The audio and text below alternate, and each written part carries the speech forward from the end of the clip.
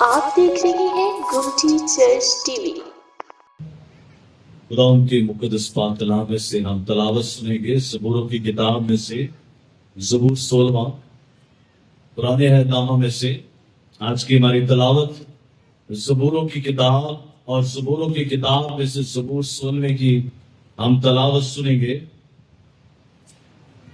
داؤد کا مقدام: اے خدا میری حفاظت کر، کیونکہ میں تجھ ہی میں پناہ لیتا ہوں۔ میں نے خداوند سے کہا ہے تو ہی رب ہے، تیرے سوا میری بھلائی نہیں۔ زمین کے مقدس لوگ وہ برگزیدہ ہیں جن میں میری پوری خوشنودی ہے۔ غیر معبودوں کے پیچھے دوڑنے والوں کا غم بڑھ جائے گا۔ میں ان کے سے خون والے تپاون نہیں تپاؤں گا اور اپنے ہونٹوں سے ان کے نام نہیں لوں گا۔ خداوند ہی میری میراث اور میرے پیالے کا حصہ ہے۔ تو میرے بکرے کا محافظ ہے۔ جریب میرے لیے دل پسند جگہوں میں پڑی، بلکہ میری میراث خوب ہے۔ میں خداوند کی حمد کروں گا جس نے مجھے نصیحت دی ہے، بلکہ میرا دل رات کو میری تربیت کرتا ہے۔ میں نے خداوند کو ہمیشہ اپنے سامنے رکھا ہے، چونکہ وہ میرے داہنے ہاتھ ہے، اس لیے مجھے جنبش نہ ہوگی۔ اسی سبب سے میرا دل خوش اور میری روح شادمان ہے۔ میرا جسم بھی امن و امان میں رہے گا، کیونکہ تو نہ میری جان کو پاتال میں رہنے دے گا، نہ اپنے مقدس کو سڑنے دے گا۔ تو مجھے زندگی کی راہ دکھائے گا۔ تیرے حضور میں کامل شادمانی ہے، اور تیرے دانے ہاتھ میں دائمی خوشی ہے۔ خدا کا شکر اس کے کلام کے لیے، آمین۔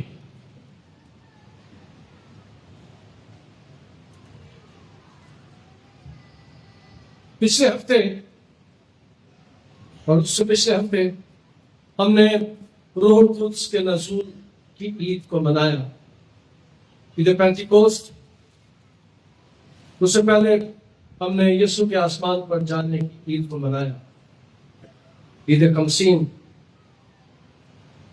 عید پینتیکوست۔ اور اس دوران میں نے مناسب سمجھا کہ اس زبور کو سیکھنے کی کوشش کریں، کیونکہ یہ زبور کا اس واقعہ میں بڑا کردار ہے۔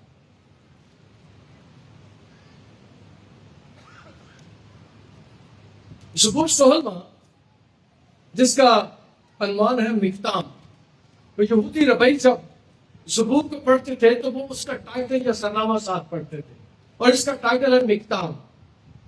علماء کہتے ہیں کہ اس کے مطلب کا نہیں پتا زیادہ، لیکن کچھ کہتے ہیں کہ اس کا مطلب ہے سنہری زبور، سنہرا زبور یا سنہری زبور، ایسا زبور جسے کلا کر کے لکھ لینا چاہیے، جسے سنہری حروف پہ لکھنا چاہیے۔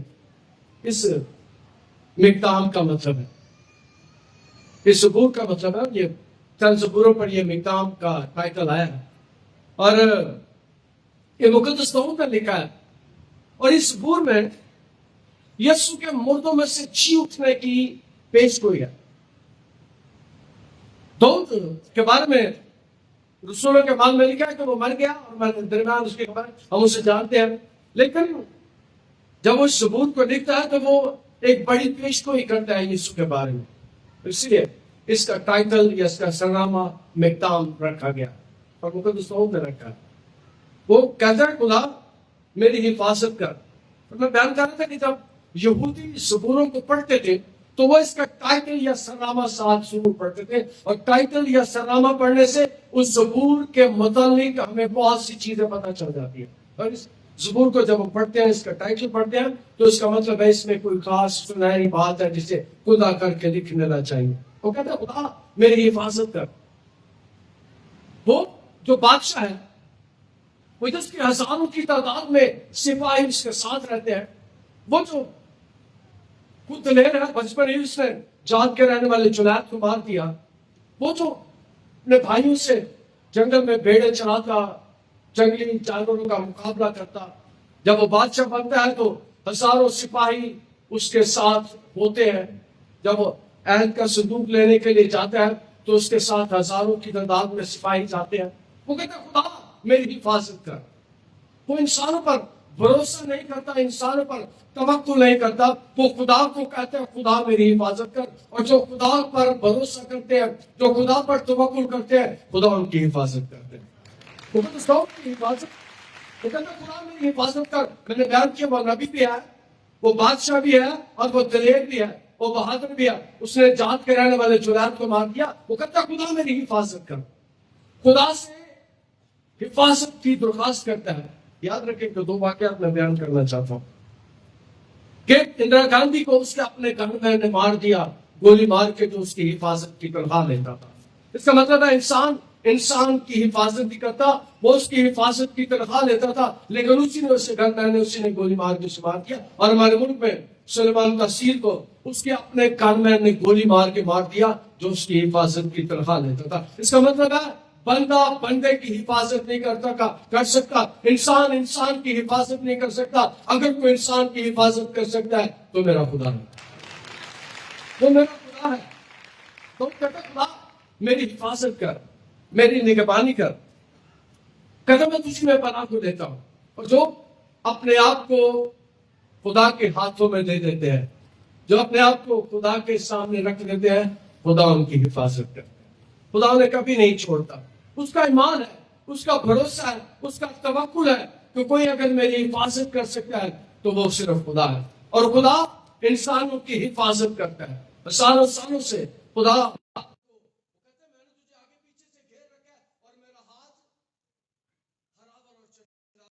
پیچھے چلنے والے آگے چلنے والے کو ہرا و چلا کہتے ہیں. وہ کہتے ہیں میرا ہاتھ کے اوپر ہے, نہ کوئی پیچھے سے حملہ کر سکتا ہے, نہ کوئی آگے سے حملہ کر سکتا ہے, نہ کوئی اوپر سے حملہ کر سکتا ہے. خدا انہیں بچا لیتے ہیں, آگے پیچھے سے بھی اوپر نیچے سے بھی. خدا ان کی اس لیے کہ وہ ہمارا ہراول اور چناول ہے. خدا ہماری حفاظت کرتا ہے. اور مقدس دوست اسی بات کو کہتا ہے خدا میری حفاظت کر, کیونکہ میں تجھے میں پناہ لیتا ہوں. تیری سوا میری بھلائی نہیں. میں نے خدا سے کہا تیری سوا میری بھلائی نہیں. عام طور پر کوئی ہماری بھلائی کر سکتا ہے, کوئی ہماری مدد کر سکتا ہے, کوئی ہماری حفاظت کر سکتا ہے, کوئی ہمیں مہیا کر سکتا ہے, کوئی ہمیں فراہم کر سکتا ہے, تو وہ خدا ہے. خدا اپنے لوگوں کو مہیا کرتا ہے. اس کا ایک نام یہوہ یری ہے, جس کا مطلب ہے مہیا کرنے والا, فراہم کرنے والا اور دینے والا.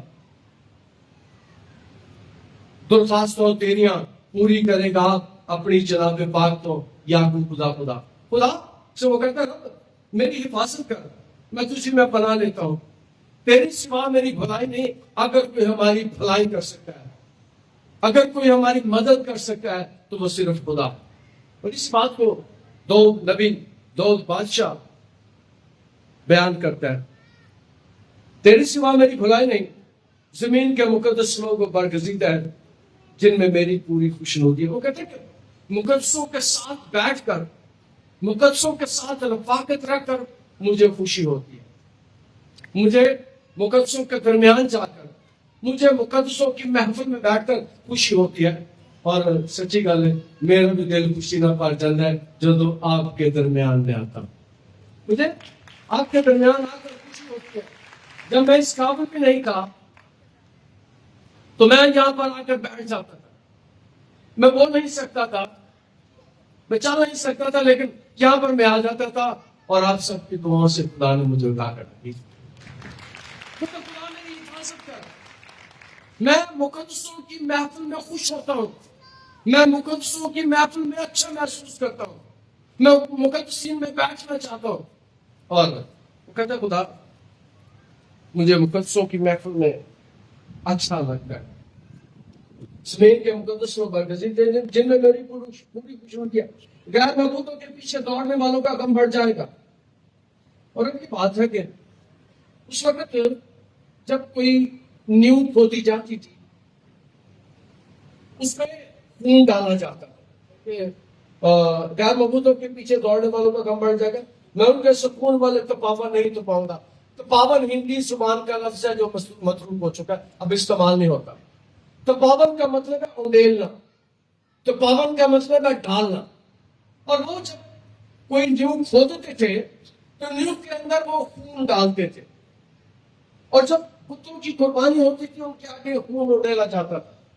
جب ہندی فلموں میں بڑے سے آنا فلم میں بندے اور تو آپ دیکھتے ہیں کوئی شراب انڈیلتے ہیں بتوں کے آگے.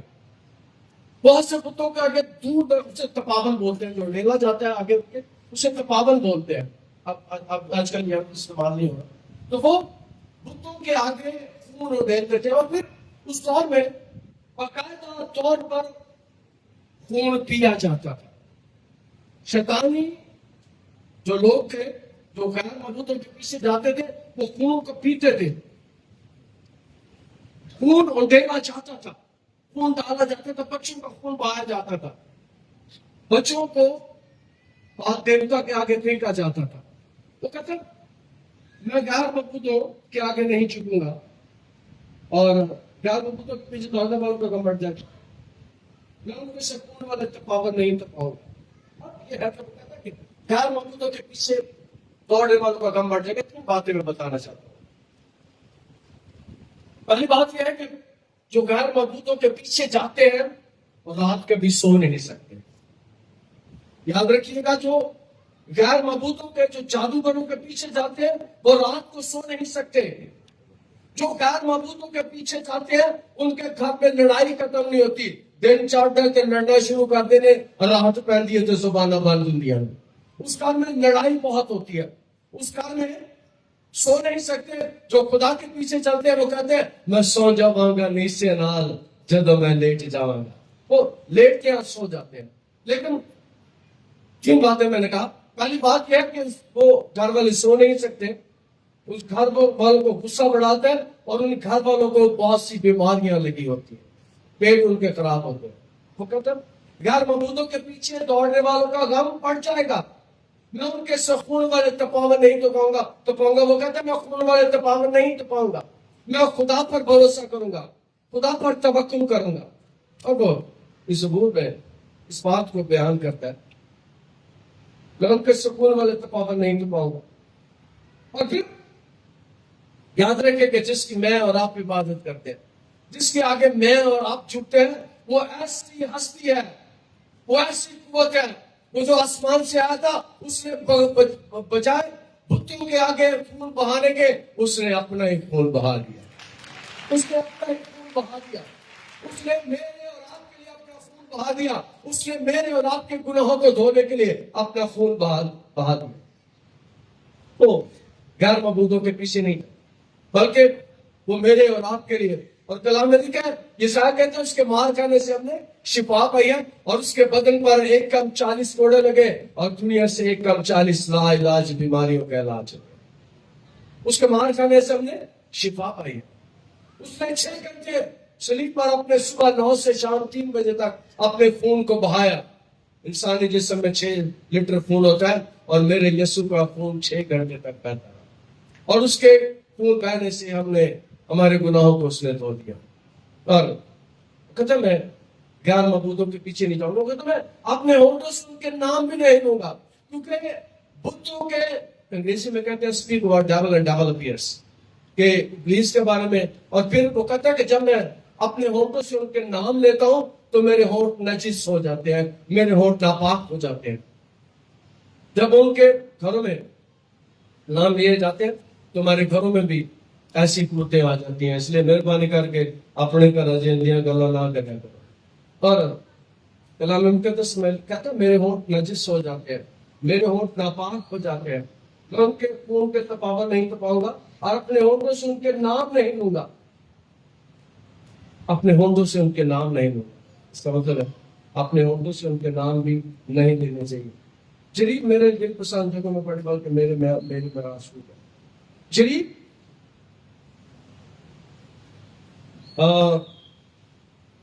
جو پادری آئی ڈی شہباز نے اس زبور کا ترجمہ پنجابی کیا, اس نے کہا تھا ہے میرے گیا میرے واسطے جیڑا وہ ہے جگہ سونی تے ستھرا حصہ میرا.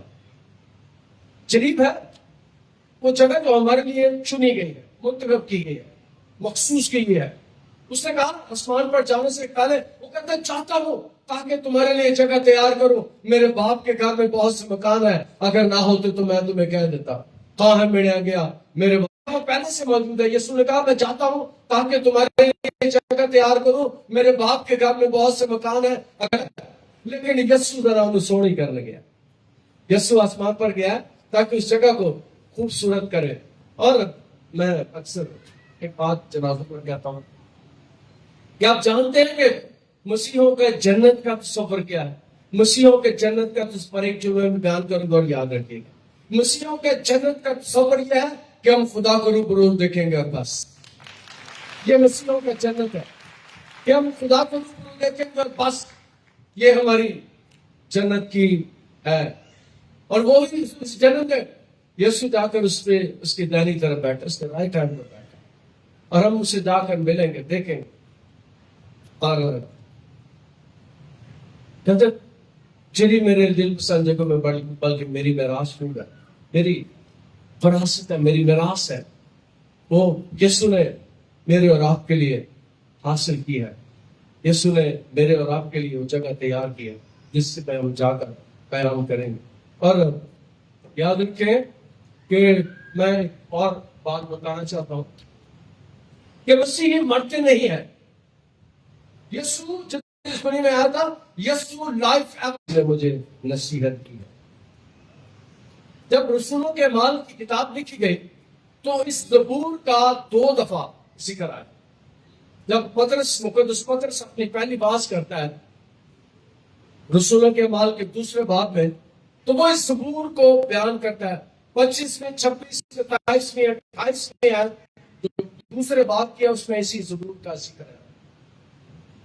اس زبور کے بارے میں مقدس کلام میں لکھا ہے، 25 میں آتا ہے، کیونکہ داؤد اس کے حق میں کہتا ہے، یاد رکھیے وہ کہتا ہے داؤد اس کے حق میں کہتا ہے، میں خداوند کو ہمیشہ اپنے سامنے دیکھتا ہوں کیونکہ وہ میری دہنی طرف ہے تاکہ مجھے جنبش نہ ہو۔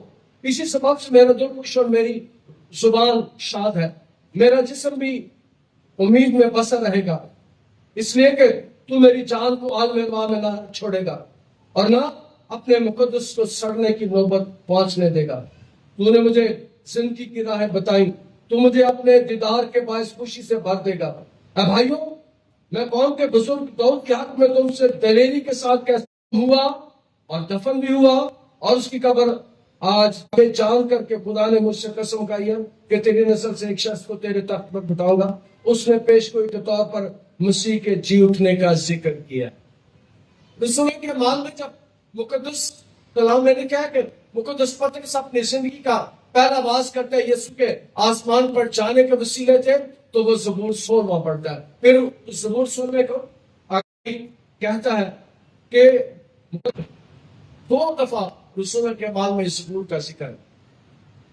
2 باب میں بہت بڑا حصہ اس کا بیان کیا گیا کہ مقدس داؤد کے کہتا ہے قبر ہمارے درمیان ہے، ہم اسے جانتے ہیں، لیکن ایک ایسی ہستی ہے جس کی قبر ہمارے درمیان نہیں ہے، وہ تیسرے دن مردوں میں سے جی اٹھا اور آسمان پر چلا گیا۔ اس کے بعد میں کلام مقدس میں اس بات کو بیان کیا گیا کہ وہ اس کے جسم کی سڑنے کی نوبت نہیں آئے، اس کے جسم سے سڑنے کی نوبت نہیں آئے۔ کلام مقدس اس بات کو بیان کرتا ہے۔ میں خداوند کی حمد کروں گا جس نے مجھے نصیحت دی ہے، بلکہ میرا دل رات کو میری تربیت کرتا ہے۔ میں نے خداوند کو ہمیشہ اپنے سامنے رکھا ہے، چونکہ وہ میرے دائیں ہاتھ ہے، اس لیے مجھے جنبش نہ ہو۔ خداوند میرے دائیں ہاتھ ہے، اور میں نے بیان کیا کہ میرا اور آپ کا یسوع اس دنیا میں آیا آج سے 2000 سال پہلے تاکہ میں اور آپ نجات پا سکے، میں اور آپ رہائی پا سکے، میں اور آپ آسمانی شہروں کے باسی ہو سکے۔ وہ جدائی جو باغ عدن میں ہوئی تھی، اس جدائی کو توڑنے کے لیے یسوع اس دنیا میں آیا تھا۔ یسوع نے اس دنیا میں آ کر ہمارا ملاپ خدا کے ساتھ کروا دیا۔ اور دنیا میں بہت میں اور آپ ہیں، دنیا میں بہت کم میں اور آپ ہیں جو خدا کو باپ کہہ سکتے ہیں، کسی اور کی کوئی ضرورت نہیں ہے کہ خدا کو باپ کہہ سکتے۔ ہماری رشتہ داری تو باغ عدن میں ٹوٹی تھی، خدا جب ٹھنڈے اوقات میں انسانوں کے ساتھ باتیں کیا کرتا تھا، یسوع اس رشتہ داری کو دوبارہ قائم کرنے کے لیے آیا تھا. اور یاد رکھیں رشتہ داری میں یسوع میرا اور آپ کا بھائی لگتا ہے. عام طور پہ ماما دعا کرتے ہیں یسوع ہمارا باپ نہیں ہے، باپ ہمارا خدا ہے. یسوع ہمارا رشتہ داری میں بھائی لگتا ہے. اور کلام مقدس اس بات کو بیان کرتا ہے کہ میں خدا کی حمد کروں گا جس نے مجھے نصیحت دی ہے، بلکہ میرا دل رات کو میری تربیت کرتا ہے. میں نے خدا کو ہمیشہ اپنے سامنے رکھا ہے، چونکہ وہ میرے دائیں ہاتھ ہے، اس لیے مجھے جنبش نہ ہو. وہ میرے دائیں ہاتھ ہے اور یسوع کہتا مجھے جنبش نہیں ہو.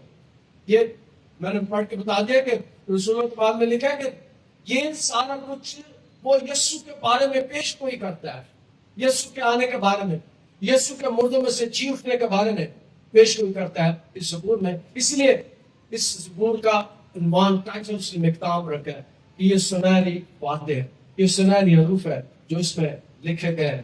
اسی سبب سے میرا دل خوش اور میری روح شادمان ہے، میرا جسم بھی امن و امان میں رہے گا. وہ تیسرے دن مردوں میں سے جی اٹھا اور خدا کی دائنی طرف جا کر بیٹھ گیا، جہاں بیٹھ کر وہ میری اور آپ کی شفاعت کرتا ہے. میری اور آپ کے لیے وہ وہاں پر موجود ہے. اسی سبب سے میرا دل خوش اور میری روح شادمان. میرا دل خوش، میرا روح شادمان. یاد رکھیں کہ ہم جو یسوع کے ساتھ چلتے ہیں، ہمارا تعلق جو یسوع کے ساتھ ہے، یاد رکھیں کہ وہ ہمارے دلوں کو بھی خوشی سے بھر دیتا ہے. اگر کوئی ہمیں خوش کر سکتا ہے، یہاں پر لوگ روتے ہوئے آتے ہیں، ہنستے ہوئے جاتے ہیں. خدا کی حضوری میں، اور میں نے اکثر کہتا ہوں کہ مہربانی کر کے تے دعا کرانا نہ آیا کرو. اس چرچ میں دعا کرانے کوئی نہ آئے، اس چرچ میں جو آنا چاہتے وہ دعا کرنے کے لیے آئے. اور جب آپ دعا کرنے کے لیے آتے ہیں، خدا آپ کو برکت دیتا ہے، خدا آپ کی مدد، خدا آپ کو خوشیوں سے بھر دیتا ہے، خدا آپ کی زندگی میں خوشیاں مہیا کرتا ہے. اسی سبب سے میرا دل خوش اور میری روح شادمان ہے، میرا جسم بھی امن و امان. وہ اس بات کے لیے خوش ہے کہ میرا جسم امن و امان میں رہے گا. اور مجھے اور آپ کو بھی اس بات کی خوشی ہونی چاہیے کہ ہماری ملاقات خداوند کے ساتھ، ہم خدا کے ساتھ جا کر اسی گھر میں قیام کریں گے، اسی کے ساتھ رہیں گے. اور ایک بات میں عام طور پر کہا کرتا ہوں کہ اوتے جا کے اسی اپنے پیاروں نہیں ملا، ہماری ملاقات بھی ان کے ساتھ ہو. جو خداوند میں رہتے ہوئے اس دنیا سے جائیں گے، انہیں وہاں پر خوشیاں ملیں گی. کیونکہ تو نہ میری جان کو پتال میں رہنے دے گا، نہ اپنے مقدس کو سڑنے دے گا. تو مجھے زندگی کی راہ دکھائے گا. تیرے حضور میں کامل شادمانی ہے، تیرے دائیں ہاتھ میں دائمی خوشی. وہ کہتا ہے کہ یسوع مردوں میں سے جی اٹھے گا، آسمان پر جائے گا اور پھر خدا کی دائنی طرف بیٹھے گا. اور جو ہم بھی اس پر ایمان رکھتے ہیں، جو ہم بھی اسے اپنی زندگی دے چکے ہیں، جو ہم بھی اس کے ساتھ چلتے ہیں، جو ہم بھی اس کے کلام پر عمل کرتے ہیں، جو اپنی زندگی اس کے ساتھ گزارتے ہیں، ہمیں بھی وہ خوشیوں سے بھر سکتے ہیں. اور آخری بات آج کے کلام میں سے کروں گا کہ مہربانی سے جنہوں نے اپنی زندگیاں یسوع کو نہیں دی، وہ اپنی زندگیاں یسوع کو دیں تاکہ وہ آپ کو خوشیوں سے بھر دیں. آپ کے پاس امید ہو، آپ کے پاس تسلی ہو، آپ کے ساتھ اطمینان ہو. آپ کو یہ پتا ہو کہ جب میں اس دنیا سے جاؤں گا تو میں خداوند کے گھر میں جا کر گیا ہوں، اس کے ساتھ رہوں گا. خداوند آج کے کلام کے وسیلے سے آپ دیکھ رہے ہیں گومٹی چرچ ٹی وی.